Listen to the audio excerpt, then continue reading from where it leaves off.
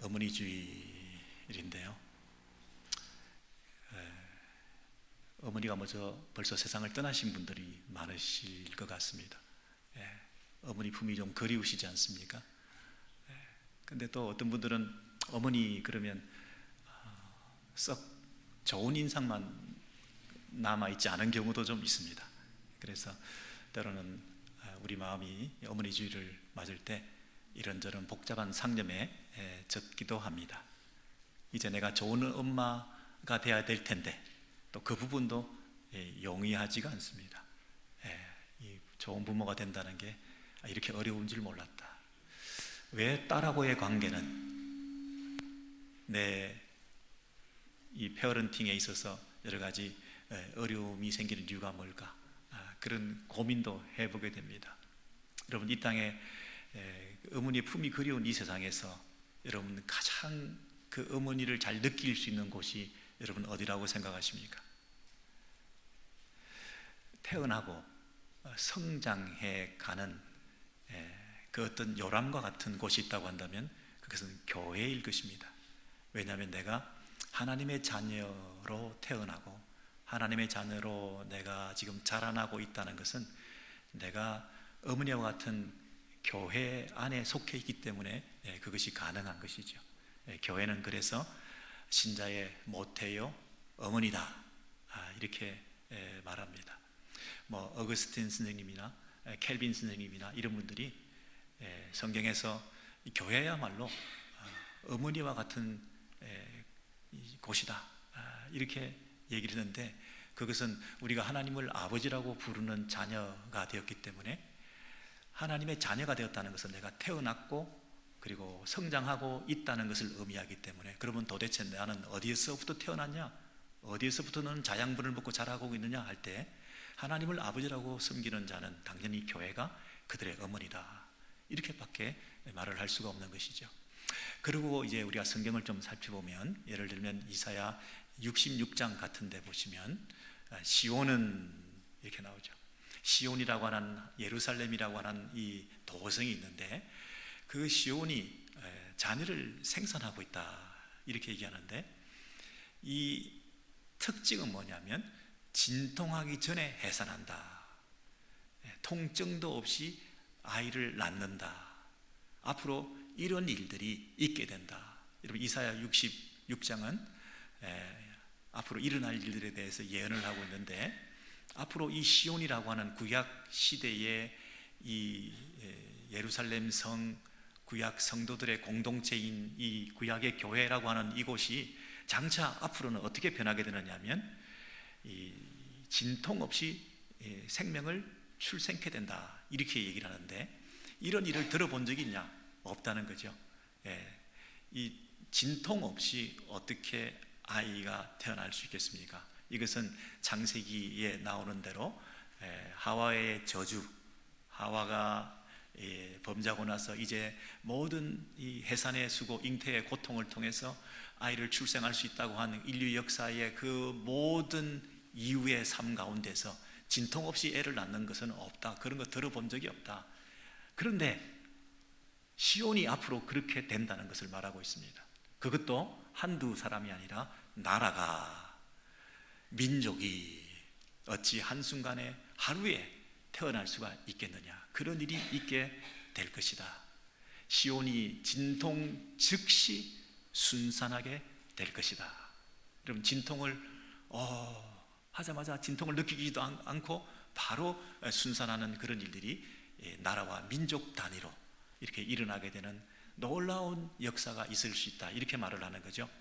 그래서 너희가 젖을 빠는 것 같이 그 위로하는 품에서 만족하겠고, 그 예루살렘 성읍에서 그 위로를 받고 그리고 즐거워하고 그리고 평강을 강같이 그리고 영광을 시내같이 우리가 흡족히 누리면서 살아갈 수 있는 그런 일들이 이 시온이라는 성읍에서 젖을 먹으면서, 그리고 그 시온 안에서, 무릎 안에서 놀면서, 그리고 시온에서 함께 그 품에 안겨서 이렇게 마치 어머니가 자식을 위로함 같이 내가 너희를 위로할 것인즉 너희가 예루살렘에서 위로를 받으리니 그랬습니다.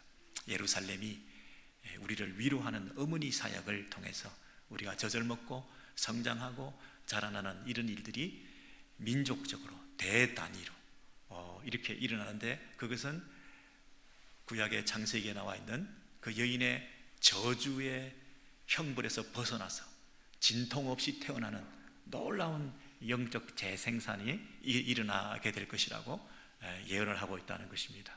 여러분, 놀랍지 않습니까? 이사야 1장은 그 시온을 가리켜 창기라 이렇게 말했습니다.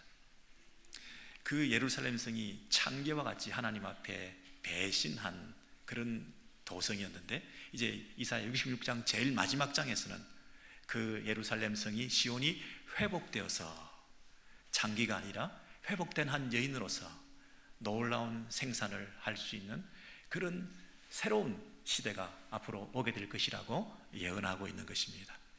여러분, 우리가 사도행전을 통해서 우리가 쭉 살펴보고 있는데, 마치 지난주에 살펴본 것처럼 3,000명이 회개하는 역사가 일어났습니다.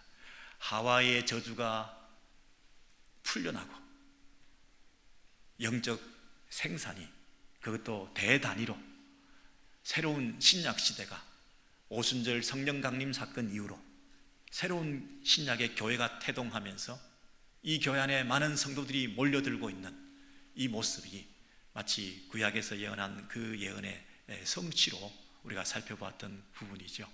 그래서 교회가 지금 하나님께서 계획하신 그 디자인대로, 그리고 그분의 때에 하나님의 놀라운 백성들을 불러 모으심을 통하여 하나님의 일들을 교회를 통해서 지금 계속해 가고 있다는 그 사실.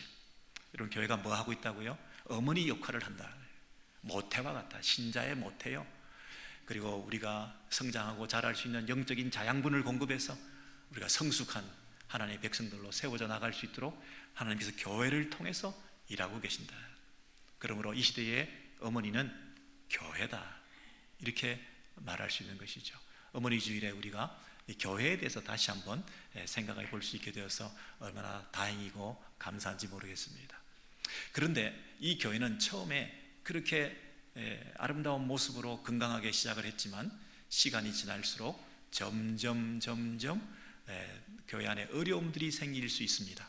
그래서 교회가 교회로서의 제 기능, 어머니로서의, 모태로서의 그 생산 활동과 성숙시키는 그런 아름다운 사역들을 교회가 잘 감당 못해서 창기와 같이 세상의 조롱거리가 되고 하나님께서 슬퍼하시는 그런 교회가 될까 참 두렵지 않습니까? 그런 면에서 오늘 이 말씀을 통해서 다시 한번 확인해 보는데요, 사도행전 6장 1절에 보시면 그때에 제자가 더 많아졌는데 교회가 더 성장하게 되었다. 교회가 더 바빠지게 생겼다. 교회가 더 많은 사람들이 유입되게 되었다. 교회가 다양한 사역을 할 수 있는 기회가 창출되었다. 그런 의미에서 긍정적인 부분이 있죠. 그때에 제자가 더 많아졌는데 얼마나 좋은 일입니까? 그런데 그 좋은 일에 비해서 무슨 문제가 발생했냐면, 헬라파 유대인들이 자기에게 속한 미망인들이 매일의 구제에서 빠지게 되므로, 영어 표현을 보시면 매일 음식을 나누어주는 그 일에 있어서 홀대를 당했다. 그래서 히브리파 사람들을 원망하니 그랬습니다. 여러분, 교회는 지금 헬라어를 쓰는 사람, 히브리어를, 아람어를 쓰는 사람, 이렇게 서로 문화와 또 배경이 조금 다른 사람들이 모여 있는 초대교회의 그 현재 모습이었습니다. 그러다 보니 아무래도 말이 좀 더 잘 통하는 사람, 그리고 배경이 비슷한 사람, 그리고 문화적으로 더 익숙한 사람, 그리고 현재 이 교회는 히브리파 중심의 교회일 거 아니겠습니까? 그 본토에서 이 사도들을 중심으로 해서 교회의 주도권을 가지고 있는, 아마 학자들에 의하면 8대2 정도의 비율로 히브리파 사람들이 결정권도 가지고 선택권도 가지고 리더십을 가지고 이끌어가는 그 곳에서 우리 음식을 나누는 이런 부분에서 조금 도움의 손길이 필요한 우리 여성들, 혼자 되신 분들에 대해서 매일 이 음식을 공개하는 이런 부분에서 조금 무시당했다, 자기들끼리 더 많이 챙겨갔다, 우리는 아무래도 손이 팔이 안으로 굽는다고 자기 편들을 더 많이 챙겨주고 또 뭐 하나도 더 갖다 주고 주차장까지 따라가면서 차 안에까지 넣어주고 자기들끼리는 뭐 이렇게 쑥득쑥득 하면서 챙겨나가는데 세상에 나는 뭔가 무시당한 느낌, 덜 받은 느낌, 이런 느낌이 굉장히 불편하다, 이런 것들이 이제 얘기가 공론화되기 시작한 것이에요. 처음에는 그냥 한두 사람이 얘기를 하다가 점점 이게 너무 심한 거 아니야? 지네들이 너무 우리를 무시하는 거 아니야? 하는 그런 섭섭함이 있게 된 거죠. 여러분, 음식 끝에 인심 난다 이런 말도 있지만 음식 끝에 의가 상한다 이런 말도 있죠. 별것도 아닌데 그거 뭐 돈으로 따지면 얼마 되겠습니까? 근데 막 챙겨주고 뭐 챙겨가고 또 서로 해필이면 그 사람들끼리만 나눠 가지고 이러니까 불편한 마음들이 생겨서 야, 이거 너무한 거 아니냐, 이런 얘기들이 생기기 시작했던 거죠. 제자들의 숫자가 많아짐으로 이전에는 이런 일들이 없었습니다. 요즘 여성도들이 굉장히 바빠지기 시작하셨죠. 교육도 많이 받으시고 세상에서 일도 하시고 여러 가지 다른 데서 부르는 그 횟수도 많아져서 내가 굉장히 그 삶이 분주해졌습니다. 좋은 일이죠. 좋은 일입니다. 제가 어떤 영화의 어떤 장면을 하나 봤는데 이 어머니가 너무너무 바빠지고 너무너무 할 일이 많고 자기를 부르는 데가 있어서 이 어린애가 갓난아기가 혼자 있는데 얘를 재워놓고 가야 되는데 걱정이 되니까 수면제를 먹여놓고 급하게 갔다 와야 되겠다, 이렇게까지 머리가 돌아가는데 이것은 과연 좋은 일일까요?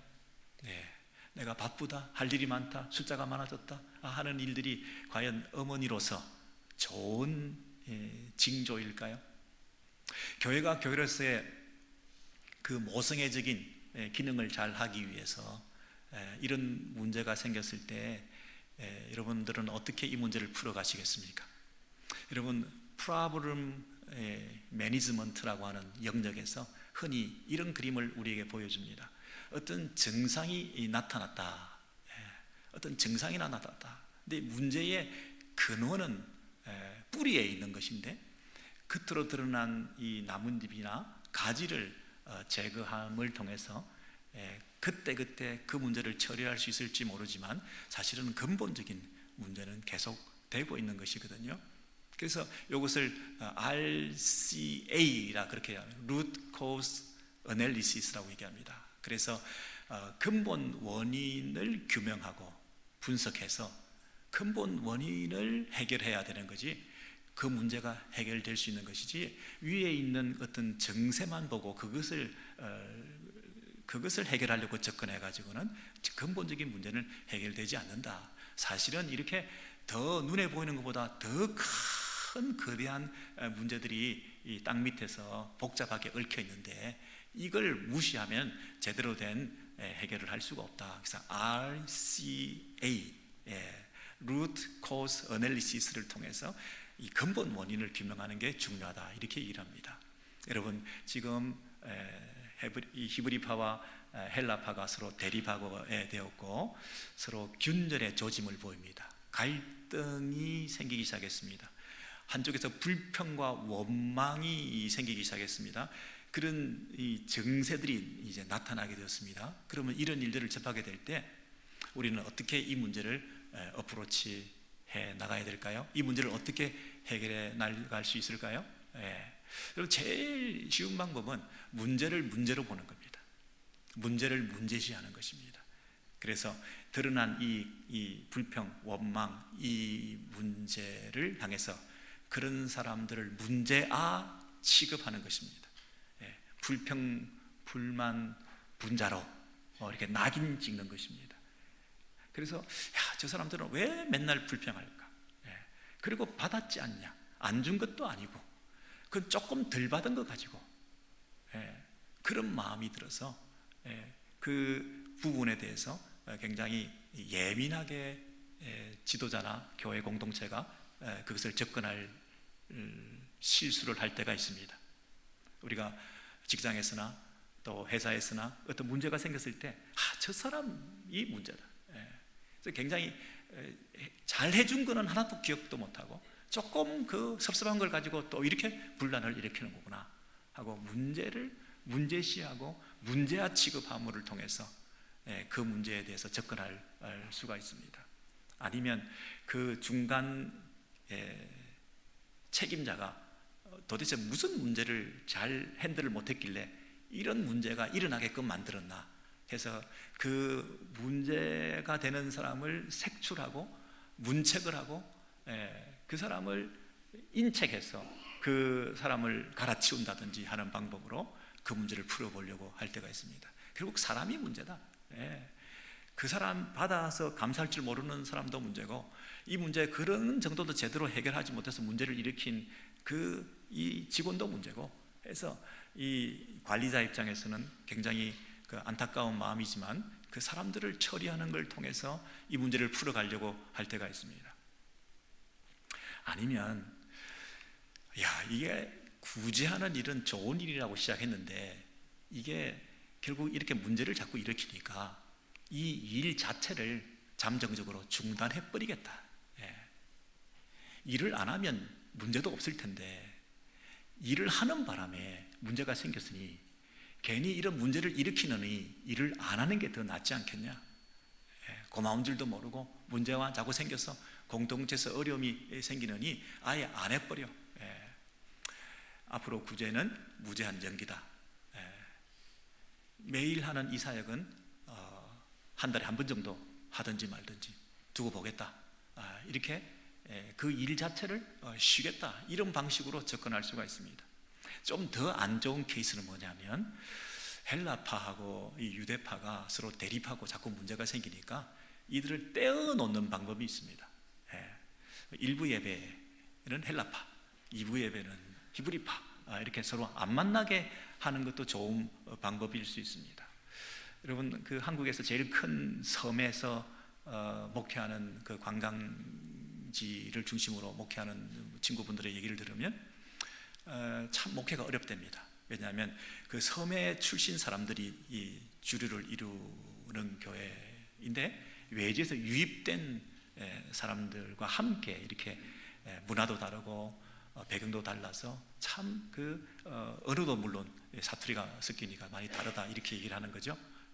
근데 그 섬에서부터 자라난 사람들이 외지에서 유입한 사람들을 향해서 뭐라고 이런 부르는지 아시나요? 호칭 자체가 다릅니다. 육지 것들. 그래서 이게 정말 하나가 되기가 참 어려운 것이다. 우리가 교회에서 KM과 EM이 서로 한 가족이고 한 자녀고 부모고 그런데도 불구하고 가끔 우리가 그 형제를 대할 때 아직도 애들 취급할 때가 있거든요. 성인으로 어른으로 대접해 드리고 하나의 어젓한 교회로 우리가 섬겨야 되는데 우리는 항상 우리한테 붙어있는 부속적인 어디셔널리 따라다니는 그런 이 기관으로 취급을 하면서 우리가 그들의 마음을 아프게 할 때가 있습니다. 오늘도 우리 EM에서 점심을 우리 어머니 줄이라고 준비를 하고 있는데 얼마나 귀한 일입니까?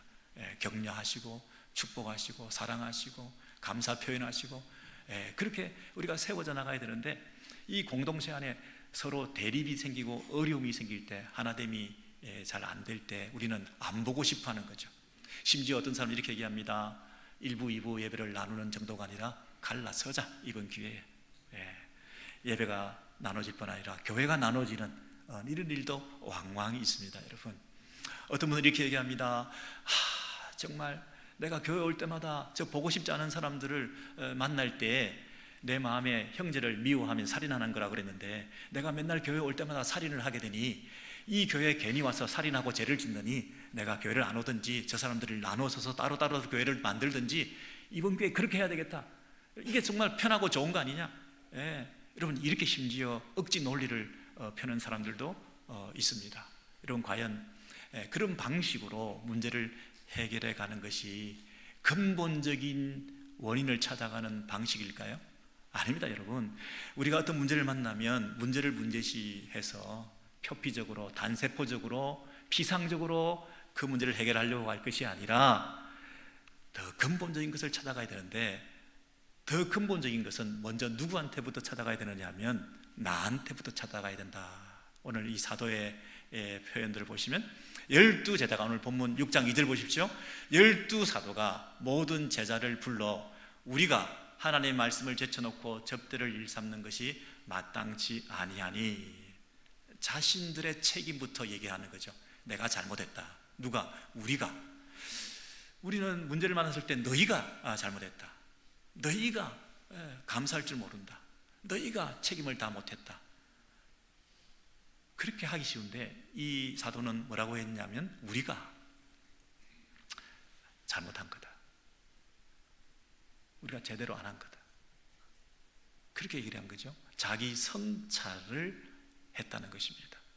그런데 그 자기 성찰을 통해서 우리가 책임이 있다, 우리가 잘못했다 하고 난 다음에 그 원인은, 근본 원인은 구제사역의 그 디테일에 있었던 것이 아니라 조직을 제대로 촘촘히 하지 않아서가 아니라 그 사람들이 문제가 아니라 근본 원인은 우리가 하나님의 말씀을 제쳐놓고 접대를 일삼는 것이 잘못이었다.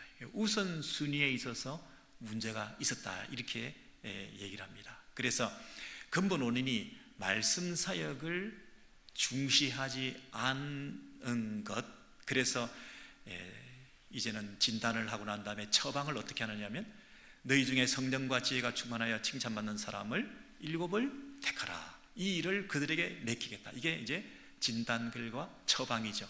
그렇게 하고 난 다음에 이제는 우리는 그 근본 원인으로 돌아가서 기도하는 일과 말씀 사역에 더욱 힘을 쓰고 그 일들을 계속해 나갈 때에 하나님의 말씀이 점점 왕성하여 제자의 수가 더 힘이 많아지고 허다한 제사장의 무리도 이 도에 복종하니라. 여기 하나님의 말씀, 하나님의 말씀, 하나님의 말씀, 이것에 대해서 언급을 하고 있는 이유를 아시겠죠?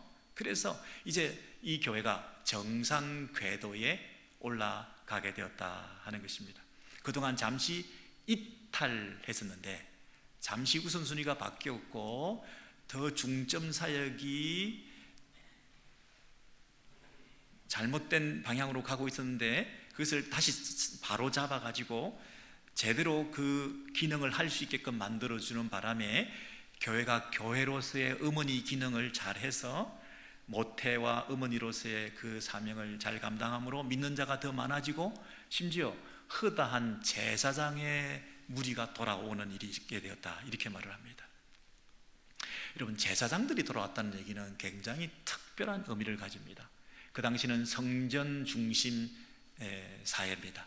그래서 성전의 그 기득권을 가지고 있던 제사장이 성전을 무너뜨리고 성전을 부정하고 새로운 도에 이렇게 자기의 마음을 둔다고 하는 것은 획기적인 변환인데, 그 변화를 가능케 한 것은 말씀이 왕성하여 그랬습니다.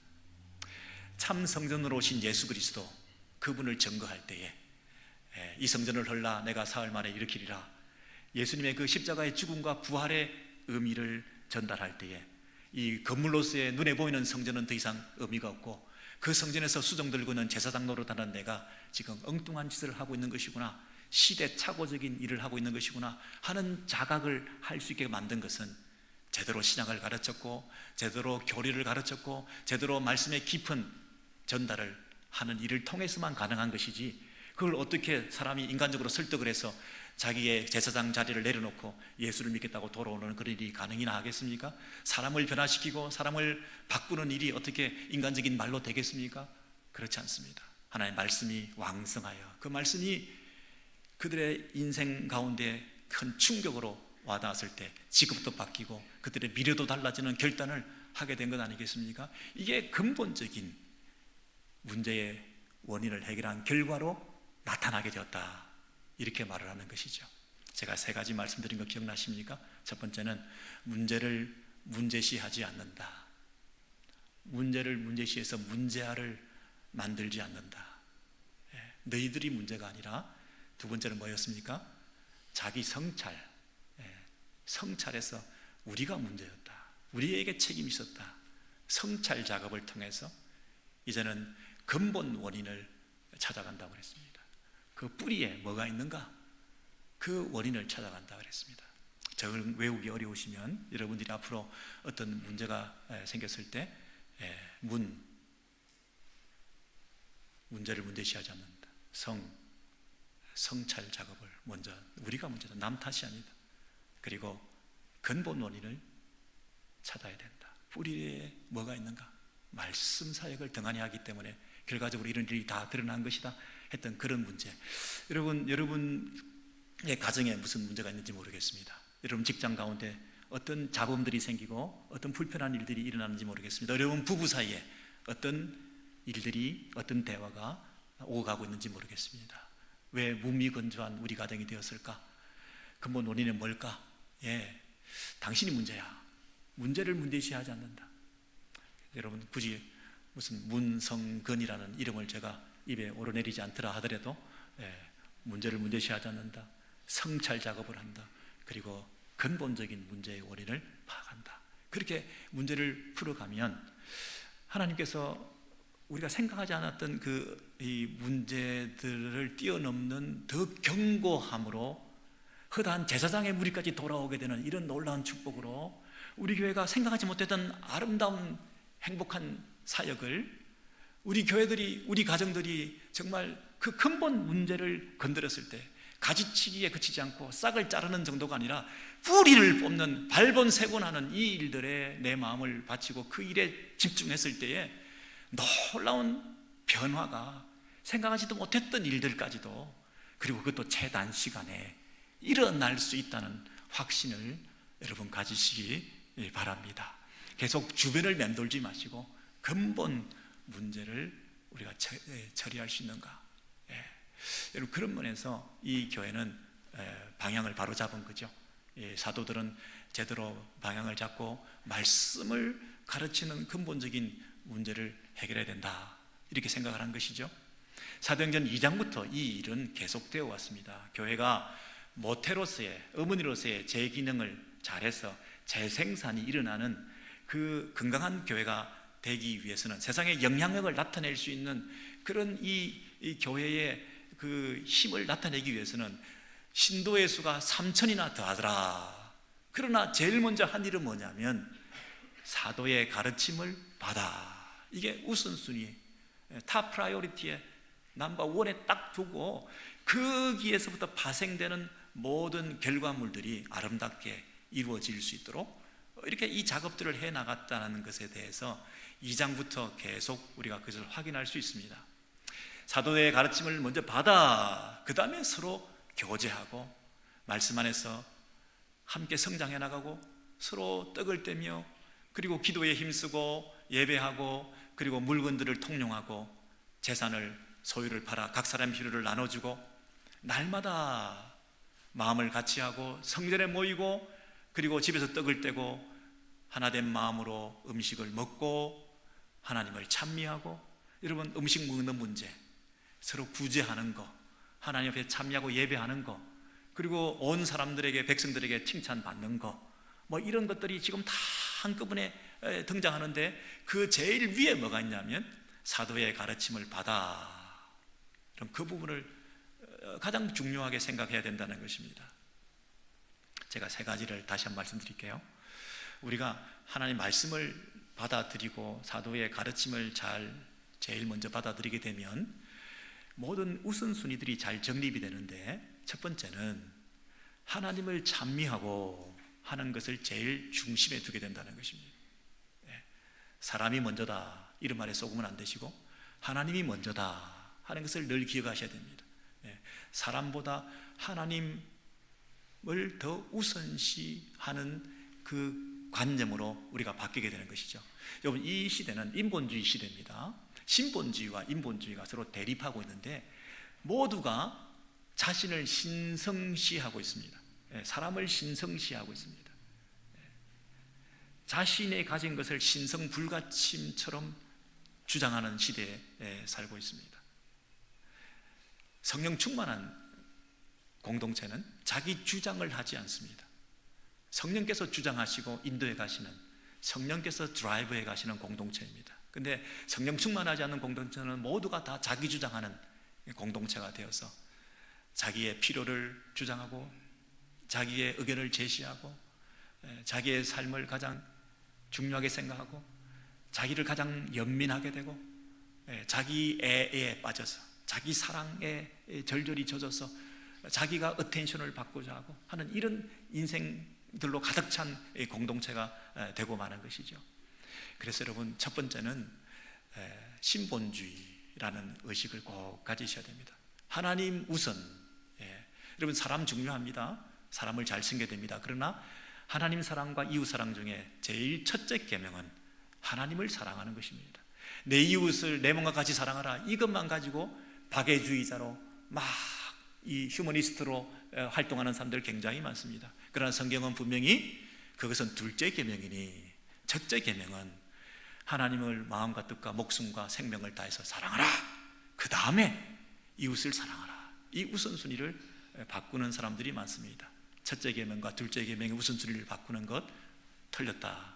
여러분, 말씀을 잘 듣다 보면 우리가 뭘 깨우치게 된다고요? 하나님이 우선이다. 하나님 중심이다. 내가 아무리 사람들 틈에서 바쁜 일이 있다 하더라도 하나님께 나와 예배하는 것 제일 중요하다. 내가 사람들의 말을 들어야 되지만 하나님의 말씀 음성대로 순종하는 게 제일 중요하다. 이 의식을 가지게 됩니다. 두 번째는 몸이 아니라 영혼이다. 우리가 이 고정관념에서 탈피하셔야 됩니다. 우리는 자꾸 이 몸의 필요, 이 땅에서 필요한 것들이 너무 많습니다. 내 몸의 필요를 채우는 것, 이거 너무 중요하게 생각하지만 우리가 성경 말씀을 자꾸 사도들의 가르침을 듣다 보면 영혼의 필요가 더 중요한 것이구나. 내 안에 진정한 갈급함이라는 것은 영적인 갈급함인 것이구나. 사람이 떡으로만 사는 것이 아니구나.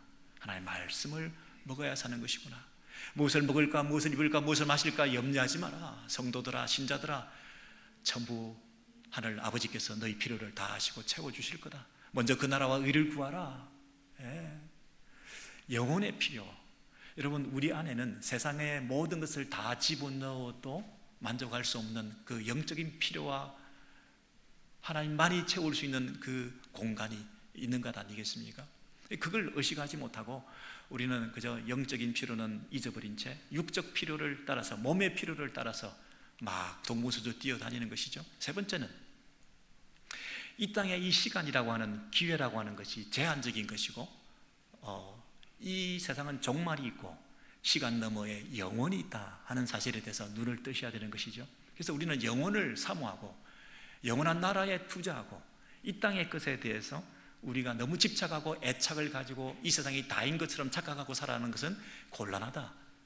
그것이 성경 말씀을, 사도들의 가르침을 보고 우리가 말씀을 듣다 보면 자연스럽게 내 안에 체득되고 가치관으로 형성되고 내 삶의 우선순위가 정해지게 된다는 것이죠. 사람보다 하나님이 우선이고 몸보다 영혼이 우선이고 그리고 시간보다 영원한 하나님 나라를 사모하는 것. 몸보다 영혼이 아니라 시간보다 영혼을 사모하는 이런 이 생각으로 바뀌게 되면, 말씀이 주는 유익을 통해서 그러한 힘을 우리가 받게 되면, 여러분, 이 헬라파 유대인 과부 그 어머니들이 이렇게 화들짝 반발하게 되었을까요? 얼마나 감사하냐. 이렇게 주신 것도 감사하고, 그리고 우리는 영혼을 사모하는 자들이고 내 몸의 필요 이것 채운다고 내가 너무 갈급해 하면서 막 그 조금 덜 받은 것 때문에 내가 이렇게 화가 나고 상대를 공격하고 이걸 문제시하고 분란을 일으키고 내가 이럴 필요가 과연 있을까? 이런 생각을 하지 않았을까요? 히브리파 사람들이 내가 그 내 쪽에 있는 사람 더 챙겨준다고 그 필요를 채워주는 게 무슨 그게 큰 의미가 있다고 다른 사람 마음 아프게까지 하면서 내가 이 짓을 했던가? 하나님 앞에서 내가 살아야 되는데 내가 사람한테 눈치를 보며 그 사람 마음을 기쁘게 하기 위해서 내가 이 선을 넘었구만. 여러분, 이런 생각을 하지 않았을까요? 여러분, 우리가 이 땅에서 육적인 필요, 몸의 필요, 이 제한적인 시간 안에서 우리가 관계를 유지하면서 하나님보다 사람을 생각하면서 이렇게 살아가는 이 모습이 교회가 다라고 한다면 세상이 과연 교회에 대해서 매력을 느낄까요? 여러분, 세상 사람들은 교회에 들어오지 않아도 잘 살아가고 있습니다.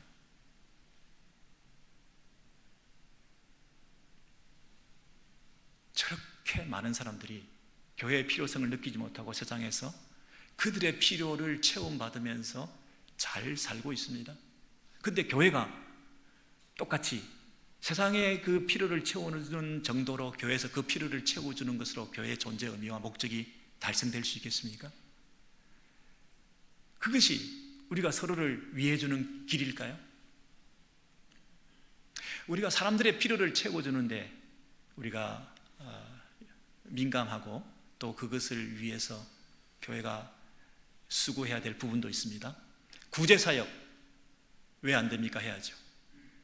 성도들의 복지에 대해서, 그들의 취미생활에 대해서, 그들의 교육에 대해서, 그들의 건강에 대해서 관심을 가져주는 것 당연히 해야 될 일이죠. 그런데 그것만 하면 우리가 북유럽의 복지국가를 지향하는 것입니까?